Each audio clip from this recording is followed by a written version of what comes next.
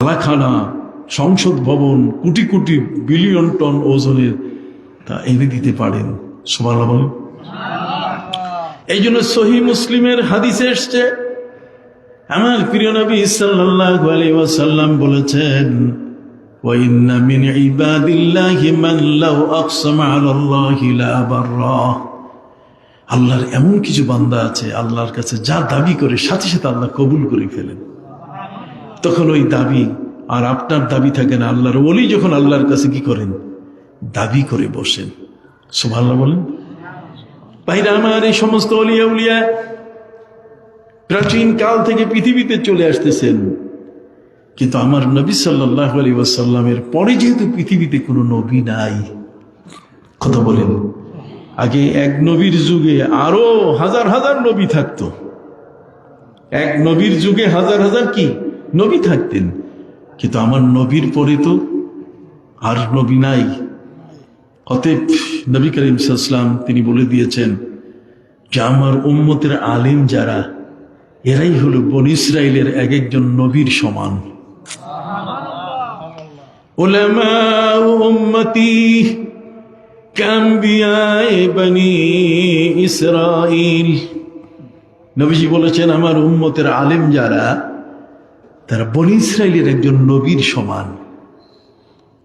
হাদিস শরীফের মধ্যে এসেছে, আমার নবীজি সাল্লাল্লাহু আলাইহি ওয়াসাল্লাম বলেন, মান সাল্লা খালফা আলিমিন কামান সাল্লা খালফা 70 নবিয়্যা। প্রিয় নবী সাল্লাল্লাহু আলাইহি ওয়াসাল্লাম বলেন, আমার কোন উম্মত যদি কোন আলেমের পিছনে নামাজ পড়ে, মান সাল্লা খালফা আলিমিন, যদি কেউ কোন আলেমের পিছনে নামাজ পড়ে, তার ইমামতিতে যদি নামাজ পড়েন, কামান সাল্লা 70 নবিয়্যা, সে যেন বনী ইসরাইলের 70 জন নবীর পিছনে নামাজ পড়ল।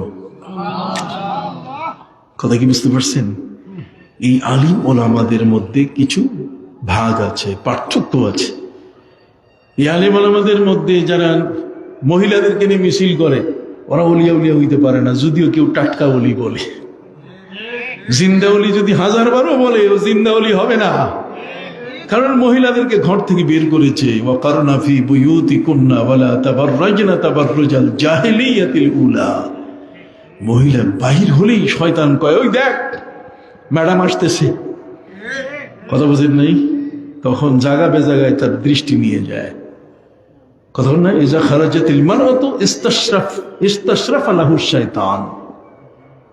কোন নারী যখন ঘরের থেকে বের হয়ে যায়, তখন শয়তান সর্বপ্রথম ভূমিকা নেওয়া শুরু করে যে আমার কাম এখন চাবি লাগাইতে হবে। একজন পুরুষের ঈমান নষ্ট করার জন্য, যেখানে পর্দা ফরজ। আপনি কথা কি বুঝতে পারছেন? সম্মানিত সুধী বন্ধুরা আমার, বিনয়ের সাথে আমি আপনাদের কাছে বলতে চাই, আল্লাহর ওলি এমন একদল ব্যক্তি হন, যে ব্যক্তিদেরকে আল্লাহ নবীদের পরে, নবী এবং রসুল যারা তাদের পরে, আল্লাহ তাআলা তাদেরকেও মাহফুজ করেন, গুনাহ থেকে মুক্ত রাখেন। পৃথিবীর মধ্যে আল্লাহর ওলি যেমন হযরতে খিজির আলাইহিস সালাম, হযরত নবী মুসা আলাইহিস সালামকে আল্লাহ বলে দিলেন, এই মুসা, তুমি বক্তব্যের মধ্যে বলেছো যে আমি ছাড়া বেশি কেউ জানে না। আল্লাহ বলছেন, আমি মাইন্ড করছি, তুমি ছাড়া বেশি কেউ জানো না। তুমি কি জানো এই পৃথিবীর মধ্যে আমার এমন এক বান্দা পড়ে আছেন, যার শাগিরদ হওয়ার মতো যোগ্যতা তোমার কাছে কি নাই? হযরত নবী মুসা আলাইহিস সালাম তিনি ছিলেন কালিমুল্লাহ। আল্লাহর সাথে কথা বলতে গিয়ে তিনি আল্লাহর কাছে দাবি করলেন, মাবুদ, আপনার সেই বান্দার সাথে আমি মুলাকাত করতে চাই। আল্লাহ বলছেন, আমি কি মিথ্যে বলছি নাকি? তোমাকে তো সত্যই বলেছি। ওমান আসদাকু মিনাল্লাহি হাদিসা। অতএব মুসা, তুমি অনুমতি দিলাম, আমার সেই বান্দার কাছে যাও। মুসা আলাইহিস সালাম বলছেন যে আপনার বান্দার কাছে যাব, আপনি আমাকে ঠিকানা দেন। কথা বল না, কি দেন? আরো জোরে বলেন, কি দেন? ঠিকানা ছাড়া কি আমি আপনাদের এই দণ্ডপাণিপুর আমি আসতে পারছি? ঠিকানা দেন।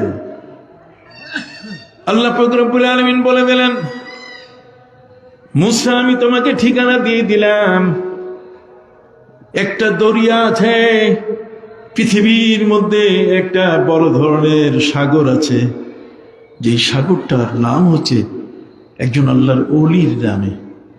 এই সাগরটার নাম হলো দরিয়ায়ে খিজির। নাম কি? আপনার কথা বলবেন? দরিয়ায়ে খিজির। হযরতে খিজির আলাইহিস সালামের নামে সেই দরিয়াটা। কেন? হযরতে খিজির আলাইহিস সালাম তিনি একটা হচ্ছে আলমে তাকবীনি, আর একটা হচ্ছে আলমে তাখলিকি। নদীর ভাঙ্গা গড়া যা কিছু আছে, কতক্ষণ সাগরের কত অংশ ভাঙবে, নদীর কত অংশ ভাঙবে, এটা আল্লাহ তাআলা হযরতে খিজির আলাইহিস সালামকে দায়িত্ব দিয়েছেন। হযরতে খিজির আলাইহিস সালাম আল্লাহর ওলিদের সাথে কথা বলে। আল্লামা সাহেব কেবলা রহমতুল্লাহ আলাইহি যখন আমেরিকা গেলেন, কোথায়? আমেরিকাতে। আমেরিকায় দুইটা এয়ারপোর্ট আছে, একটা হচ্ছে নিউ ইয়র্কে JFK জন অফ কেনেডি বিমানবন্দর, আর হচ্ছে নিউ আর্ক। একটা হচ্ছে নিউ ইয়র্ক, একটা কি নিউ আর্ক। এটা কেউ জেনে থাকবেন আপনারা। নিউ আর্ক হচ্ছে নিউ জার্সিতে, তার মানে নিউ ইয়র্কের পাশে একটা নদী আছে যেখানে ওয়াশিংটন ব্রিজ, জর্জ ওয়াশিংটন যিনি প্রেসিডেন্ট ছিলেন, তার নামে একটা ব্রিজ, দোতলা ব্রিজ আছে। উপর দিয়েও গাড়ি ছ করে যায়, নিচ দিয়েও যায়। কথা বুঝতে পারছেন? এই ওয়াশিংটন ব্রিজ পার হয়ে নিউ জার্সি, আর নিউ জার্সির মধ্যে যে বন্দরটা এয়ারপোর্ট, এটার নাম হচ্ছে নিউ আর্ক। আল্লামা সাহেব কেবলা রহমতুল্লাহ আলাইহিকে বলা হয়েছে যে আপনি JFK যেটা নিউ ইয়র্কে, এখানে আপনি থামবেন, এখানে আপনি নামবেন না নিউ আর্কে। উনি বলছেন আমি নিউ আর্কে নামতে চাই। কোথায়? New jersey. নিউ জার্সিতে উনি নামার পরে খুব সহজা যাদের ঘরে যাওয়া দরকার তিনি পৌঁছে গেলেন। কিন্তু নিউ ইয়র্ক থেকে যে পথটা দিয়ে আসতে হয় মেহমানের বাড়িতে, সেখানে এত বড় একটা অ্যাক্সিডেন্ট হয়ে গেছে, কথা বললাম, যে অ্যাক্সিডেন্টের কারণে আমেরিকায় যাওয়া প্রায় 18 থেকে 22 ঘন্টা সময় লাগে। এই 18 থেকে 22 ঘন্টা সময়ের এই দীর্ঘ সময়ে একজন মানুষ যাওয়ার পরে যদি আবার ওখানে 5 ঘন্টা আটকায় থাকে, কষ্ট না? আল্লামা সাহেব কেবলা রহমতুল্লাহ আল্লাহর ওলি তিনি বুঝতে পেরেছেন যে এই রাস্তায় কিছু ঘটবে। উনি আর যান নাই ওই রাস্তায়, চলে গেছেন আরেক রাস্তায়। সম্মানিত সুধী, সেখানে একটা ছোট্ট বাগানের মতো আছে যেটাকে রোজবেল্ট বলে। কি বলে? রোজবেল্ট। আল্লামা সাহেব কেবলা রহমতুল্লাহ আলাইহি মাঝে মধ্যে সেখানে যেতেন। এটা আটলান্টিক সাগরের সাথে লাগানো। এই আটলান্টিক সাগরের সাথে রোজবেল্টে কোনো সময় দেখা যায় যে আল্লামা সাহেব কেবলাকে 10 ঘন্টা 12 ঘন্টার খুঁজে পাওয়া যায় না। তার কারণ সেখানে হযরতে খিজির আলাইহিস সালামের সাথে তিনি কথা বলতেন। বলেন, হযরতে খিজির আলাইহিস সালামের সাথে কি বলতেন? কথা বলতেন। আপনি জানেন এই যে করিমগঞ্জের এখানে একটা নদীর পাশে, এটা ভাঙতে ভাঙতে সরকারি রাস্তা ভেঙে শেষ। সরকার বরাদ্দ দিয়েছে যে প্রায় 4 লক্ষ না কত লক্ষ টাকা রাস্তা করার জন্য। উনি যখন যাচ্ছিলেন তখন দেখেন রাস্তা ভাঙ্গা, পার হওয়া কঠিন, পিচ ঢালা রাস্তা সব ভেঙে গেছে। উনি বললেন, কেন তোমরা আমাকে আগে বললে না? ঠিক আছে, ফেরার সময় বলিও। ফেরার সময় বলার পরে উনি একটা কাগজে হযরতে খিজির আলাইহিস সালামকে লিখছে, জনাব খিজির, এটা আমার এরিয়া, এখানে যে নদীটা ভাঙ্গন সৃষ্টি হয়েছে, এইটা ভাঙ্গন রোধ করতে হবে। এটাতে ওই যে সিমেন্টের ব্লক যদি ফেলা হয় তাহলে আর পানি রাস্তা ভাঙে না। আপনি আপনার পক্ষ থেকে কোনো ব্লক টলক কিছুই ফেলা হবে না। সরকারের বরাদ্দ 4 লক্ষ টাকা ব্লক তৈরি করে ফেলার জন্য, বস্তা ওখানে বালু দিয়ে মুখ বন্ধ করে ফেলবে যাতে ঢেউয়ে এটা ভেঙে না যায়। আল্লামা সাহেব কেবলা রহমতুল্লাহ আলাইহি লিখে দিলেন, চিঠিটা ফেলে দেওয়া হয়েছে। এরপরে আর একটি বালু পর্যন্ত সরে নাই। আল্লাহর ওলিদের একটা বিশেষ ক্ষমতা আছে, কথা কথা একটা বিশেষ কি ক্ষমতা আছে। আমি তো প্রায় বলি, আল্লামা সাহেব কেবলা রহমতুল্লাহ আলাইহির কাছে এক লোক এসে বলল যে হুজুর, আমার নয়া চাকরি হওয়ার কথা, নতুন একটা চাকরি, এই চাকরির মূল হচ্ছে মেট্রিকের সার্টিফিকেট, তারপর ইন্টারমিডিয়েট, তারপর ডিগ্রি, তারপর মাস্টার্স। আমার কাছে সব আছে, মাস্টার্সের আছে, ডিগ্রির আছে, ইন্টারমিডিয়েটের আছে, কিন্তু মেট্রিকের সার্টিফিকেটটা নাই, আপনি আমাকে দেন। উনি বললেন, আমি কি তোমার রেজিস্ট্রার, আমি কি তোমার বোর্ড নাকি, আমি সার্টিফিকেট বানাই? কতক্ষণ? কিন্তু ভক্তি এত বড়, সে জানে যে আল্লাহর ওলি যদি কিছু বলে সেটাতেই একটা ব্যবস্থা হয়ে যেতে পারে। সুবহানাল্লাহ বলে। সম্মানিত সুধীর, নাসর বান্দা যখন কোনোভাবেই ছাড়ে না, তখন আল্লামা সাহেব কেবলা রহমতুল্লাহ আলাইহি তাকে বললেন, তুমি 3 দিন বাজার থেকে ইসুফগুলের ভুসি কিনে খাবা, প্রতিদিন নতুন নতুন ইসুফগুলের ভুসি কিনে নিয়ে আসবা। তো প্রতিদিন কিনে নিয়ে আসে, ঠোঙ্গায় করে খায় দায়, সন্ধ্যার সময় ভিজায়, সকালে খায়। মেট্রিকের সার্টিফিকেটের খবর নাই। শেষে তিনি, ওই লোকটা বিমর্ষ হয়ে গেলেন যে উনি খাইতে বললেন ইসুফগুলের ভুসি, কিন্তু খবর নাই। 3য় দিনে যখন দোকানে গেছে ইসুফগুলের ভুসি কিনতে, তো দোকানদার তো আমাদের দেশের নিয়ম আছে, এটা ঠোঙ্গায়, কাগজের ঠোঙ্গায় দিয়ে দেয়। কি খাইছেন না আপনারা রোজার ইফতারি?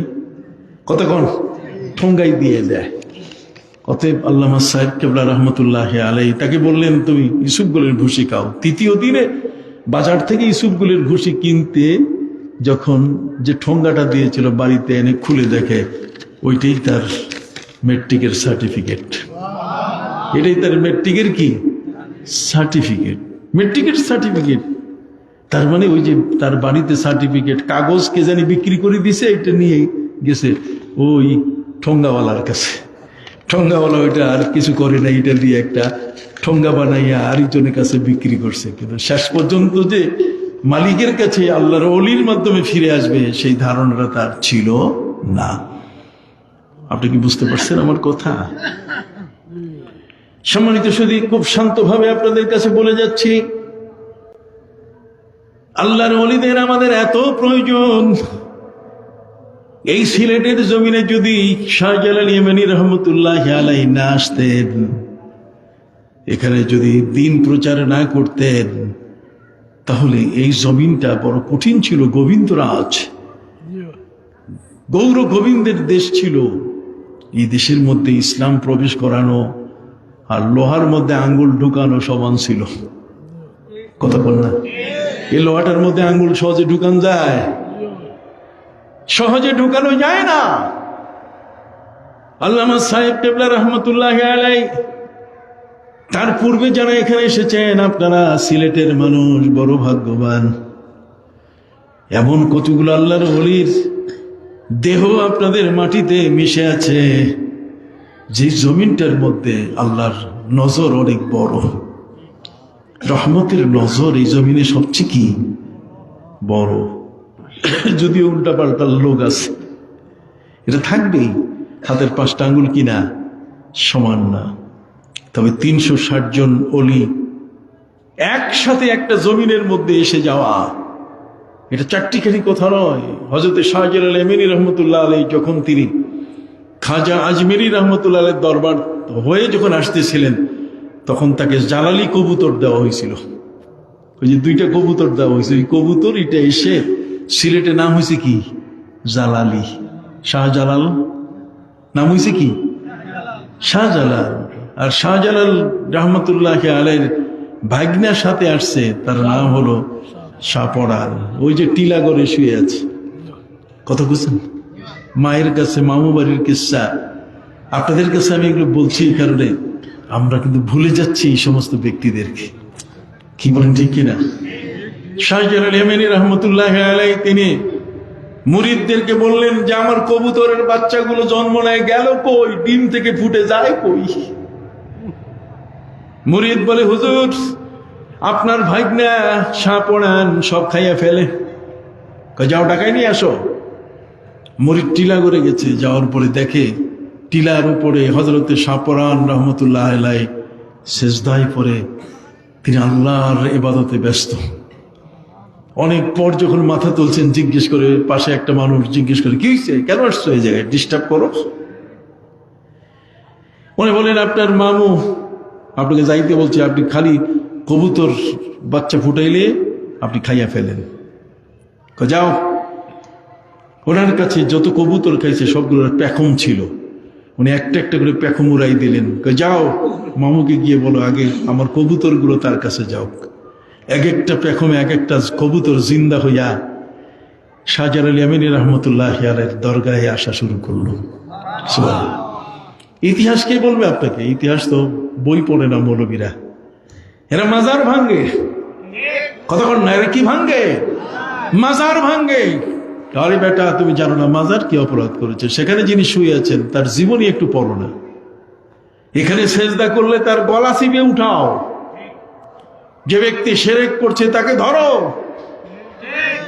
কিন্তু ওই অলি যদি এই জমিনে না আসতেন তাহলে গৌর গোবিন্দ পালাইতো না। আর গৌর গোবিন্দ না পালাইলে আমরাও ওই যেমন চাইলে ডাইলে খিচুড়ি হয়ে যাইতাম। সম্মানিত সুধী, শাহ কামাল রহমতুল্লাহ আলাইহি শুয়ে আছেন মৌলভীবাজারের মাঝখানে। মৌলভীবাজার শেরপুর এর মাঝখানে শুয়ে আছেন শাহ কামাল, কামাল বাজারে। ঠিক এমনি করে মৌলভীবাজারে শুয়ে আছেন হযরতে শাহ মুস্তফা। আবার সিলামের মধ্যে শুয়ে আছেন সাইলানি রহমতুল্লাহ আলাইহি। কথা বল। চতুর্দিকে এখনো দেখা যায় যে কোন অলি তার মাজারের মধ্যে বিশাল অজগর সাপ এসে পাহারা দেয়। কথা বুঝতে পারছেন? আমি এই কথাগুলো বললাম এই কারণে যে আপনারা এখানে লিখছেন আল্লামা ফুলতুলি সাহেব কিবলা রহমতুল্লাহ আলাইহি ইসারে সোয়াব। আল্লাহর ওলিরা হলেন আল্লাহর বন্ধু। হযরতে মুসা আলাইহিস সালাম যখন বললেন আমি বেশি জানি, আল্লাহ বলেন তুমি কিছুই জানো না, আমার এমন এক বান্দা আছে যার শাগিরদ ছাত্র হওয়ার মতো যোগ্যতা তোমার কাছে কি নেই। নবী মুসা আলাইহিস সালাম বললেন মাবুদ ঠিকানা দেন, আমি যাব দেখি শাগিরদ হইতে পারি কিনা। আল্লাহ বলছেন আমি বলছি তুমি শাগিরদ হতে পারবে না, তুমি আবার ঠিকানা দেন, যাইয়া দেখি না। আল্লাহ বলছেন ঠিক আছে যাও। গেলে আমি কাছে গেছি না দূরে গেছি? আপনারা জানেন আমাদের কাছে মোবাইল আছে। আপনাদের এই দণ্ডপানিপুর বের করতে এখন কঠিন কিছু নাই। ঢাকা থেকে যদি দণ্ডপানিপুর সার্চ দিয়ে ঢুকাই দেই তো মেশিনেই বলে দিবে যে কত কিলোমিটার দূরে, কত সময় লাগবে এখানে আসতে। কাছে দূরে সব বোঝা যায়। এটা আবিষ্কার হয়েছে হযরতে নবী মুসা আলাইহিস সালামের এই ঘটনা থেকে। নবী মুসা আলাইহিস সালাম তিনি আল্লাহর কাছে বললেন মাবুদ দরিয়ায়ে খিজির, মাজমাউল বাহরাইন, ত্রিপলিতে দুই সমুদ্রের মিলন মোহনায়, সেখানে একটা শ্বেত পাথর, সাদা পাথরের উপরে আপনার সেই বান্দা শুয়ে আছেন। কত বেলাভূমি, কত বালুচর অতিক্রম করে যেতে হবে। কাছে গেলাম না রাস্তা ভুলে অন্যদিকে গেলাম, আমাকে একটা আলামত দেন। আল্লাহ তাআলা বললেন তোমার আলামত কি দিব? তখন তার এই এত সুন্দর বিজ্ঞান আবিষ্কার হয় নাই। আল্লাহ তাআলার বিজ্ঞান বড় চমৎকার। আল্লাহ বলছেন মুসা একটা মাছ ভাজি করে নাও। সুবহানাল্লাহ বলেন। হ্যাঁ মুসা তুমি একটা মাছ ভাজি করে নাও। ওই ভাজা মাছটা তুমি থলির মধ্যে রেখে চলা শুরু করো। আমার ওই বান্দা যার কাছে তোমাকে পাঠাচ্ছি, তোমার যার জ্ঞান তোমার চেয়ে অনেক বড়, সেই বান্দার ঠিকানা তুমি পেয়ে যাবে। কাছাকাছি গেলে এই ভাজা মাছটা জিন্দা হইয়া এটা সাগরের দিকে দৌড় দিবে। কি আজব কথা! কোরআন আপনি পড়েন, আমরা কোনো ফালতু কথা বলি না। এই ওয়াজগুলো এখন আর করে না। এখন ওয়াজ হচ্ছে লড়াই লড়াই লড়াই চাই, লড়াই করে বাঁচতে চাই, খালি লড়াই। কথা বুঝেনি? স্লোগান না। হযরত নবী মুসা আলাইহিস সালামকে আল্লাহ বললেন মুসা তুমি একটা মাছ ভাজি করে তোমার থলিতে নাও। আর সেই ভাজা মাছটা যখন থলি থেকে বের হয়ে জিন্দা হয়ে সমুদ্রের দিকে দৌড় দিবে, তুমি সেখানে থেমে যাইও, তার আশপাশেই আমার ওই বান্দা আছেন। হযরত মুসা আলাইহিস সালাম বললেন, আমি একা যাব সফরে? সাথে একজন তো নেওয়া দরকার। দেখেন না, আমার সাথে ওই পাশে একজন যে আসতেছে, আমি একজন সাথে নিয়ে আসছি। এখন তো বয়স হয়েছে বাবা, কি কোন? আজকে সিলেট প্রায় 30 বছর ধরে আমি আসি, কিন্তু তখন কিছুই লাগে না। এখন কিন্তু নামতে গিয়ে, হাঁটতে গিয়ে, উজু করতে গিয়ে একটু সাহায্য প্রয়োজন। হযরত নবী মুসা আলাইহিস সালাম তিনি আল্লাহর কাছে বলেন যে, আল্লাহ, আমি একজন সাথী নিব। এটা তোমার ইচ্ছা। হযরত শামূন আলাইহিস সালামকে মুসা নবী সাথে নিলেন, বললেন যে, এই ভাজা মাছটা তোমারে দিলাম, এটা থলির মধ্যে ভাজা মাছ আছে, আগে খুলে দেখো। উনি ভাজা মাছ খুঁজে দেখলেন, ওকে ওকে ওকে, তাই ওকে যখন, তো ওকেটা ঠিক মতো রাখো, ঠিক মতো তুমি আমার সাথে, আমি তোমার সাথে চলবো। আল্লাহর এক বান্দা আছে যিনি আমার চেয়ে বেশি ভালো জানেন, বেশি বুঝেন। ওনার এলাকা যখন এসে যাবে, ওনার কাছে যখন চলে যাব, কিন্তু এই মাছটা বের হয়ে এটা জিন্দা হয়ে সমুদ্রে চলে যাবে, তখন তুমি আমাকে কইও, হুজুর মাছ তো গেছে। সুবহানাল্লাহ। হযরত মুসা আলাইহিস সালামের খোঁজ প্রয়োজন তো তার বেশি, শাগরেদের অত প্রয়োজন নাই, তো সঙ্গী। মুসা আলাইহিস সালাম বেশ দূরে এগিয়ে গেছেন, ভর দুপুর জোহরের সময়, প্রচন্ড ক্ষুধা লাগছে পেটে। তিনি দেখলেন আর কত হাঁটবো, সাথে তেমন কোনো খাবার নাই। এগুলো কি বাংলাদেশের মতো নাকি যে 10 হাত পর পর চা, বিস্কুট, চানাচুর, কেক এগুলো পাওয়া যায়? কতক্ষণ না মজু এগুলো পাওয়া যায়। মুসা আলাইহিস সালাম যে যুগে হাঁটতেছেন, কোনো খাবার তো রাস্তায় পথে ছিল না, প্রচন্ড ক্ষুধা। সেই ক্ষুধার সময় তিনি ফিরে দেখলেন সাগরেদ। সাগরেদ দেখে বহু দূর, অনেক পিছে। তিনি ডাকলেন, তাড়াতাড়ি আসো, কাইতেছি। আতে গাদানা লাকাদ লাকিনা মিন সাফারিনা হাদা নাসাবা। নবী মুসা আলাইহিস সালাম বললেন, শোনো, যার খোঁজে নামলাম ক্ষুধায় তো পেট কান্দে, কাজে দেরি না, যে মাছটা জিন্দা হয়ে যাবে তুমি তাড়াতাড়ি দাও, ওইটা খাইয়ে ফেলবো। কতক্ষণ না, সেটা কি খেয়ে ফেলবো। আল্লাহু আকবার বলেন, জোরে বলেন আল্লাহু আকবার। সাগরে দৌড়ে এসে বলছে, হুজুর ওটা তো নাই, ও তো সাগরে দৌড় দিয়ে জিন্দা হয়ে চলে গেছে।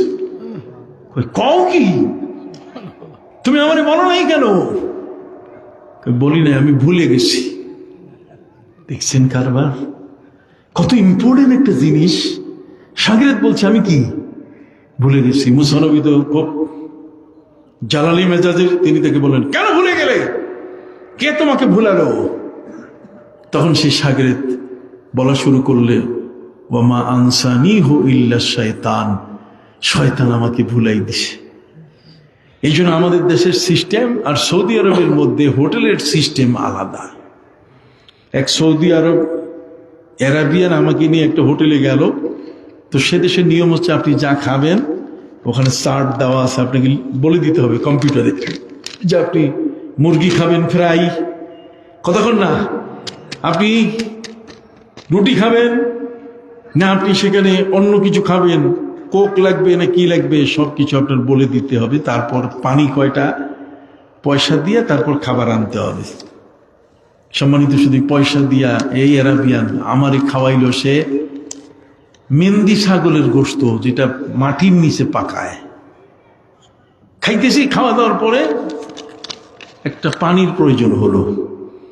এখন ওই যে বেয়ারার যেগুলা, ওয়েটার যেগুলা, তাদেরকে ডাক দিয়ে সে বলছে যে, ওয়াহেদ মুয়া, জিপ ওয়াহেদ মুয়া, কয়েকটা পানি দাও। কয় টাকা দেন? কয় এতগুলো খাইলাম, টাকা তো দিব, তুমি পানিটা নিয়ে আসো। কেন? আগে টাকা দেন। কারণ এতগুলো খাবার কিনলাম, 2 জন মানুষ খাইতেছি, একটু পিপাসা লাগছে, এখন তুমি টাকা নিবা না পানি দিবা, কোনটা? তাই আগে টাকা। কেন? দেখেন না, আমি মালিকের কর্মচারী, মালিকের কর্মচারী হিসেবে মালিক আমার কাছে দায়িত্ব দিছে তার টাকাটা ঠিক মতো বুঝাই দেওয়া। আমি আপনাকে পানি দিলাম, আর সেটা যদি আমি ভুলে যাই, টাকা নিতে ভুলে যাই, তাহলে মালিক ক্ষতিগ্রস্ত হয়ে যাবে। কয়টা পাইলা কয়টা আদম আলাইহিস সালাম ও নিজে ভুলে গেছেন। বাবা আদম যেখানে ভুলেছেন সেখানে আমার ভুলে যাওয়াটা অসম্ভব কিছু না। কাজী স্যার, এই ভুলাভুলি নাই, মানুষ যেন ক্ষতিগ্রস্ত না হয়, আমার মালিক যেন ক্ষতিগ্রস্ত না হয়, একটু দয়া করে কি দেন, টাকাটা দেন। বুঝতে পারছেন? এ টাকা দিবে না, এ কয় পানি আনো, কয় কেমনে পানি আমি দিব না, টাকা দেন। কয় কারণ, কয় মুসা আলাইহিস সালাম মাছ রাখতে দিছে সাগরেদের কাছে, আর সাগরেদের হাত থেকে মাছ থলি থেকে বের হয়ে গেছে কোথায়, সাগরে। এটা মুসা আলাইহিস সালামকে সে বলতে ভুলে গেছে। তা আপনি যে পানি নেন, আমি যদি মালিককে বলতে ভুলে যাই তাহলে ক্ষতিগ্রস্ত হবে।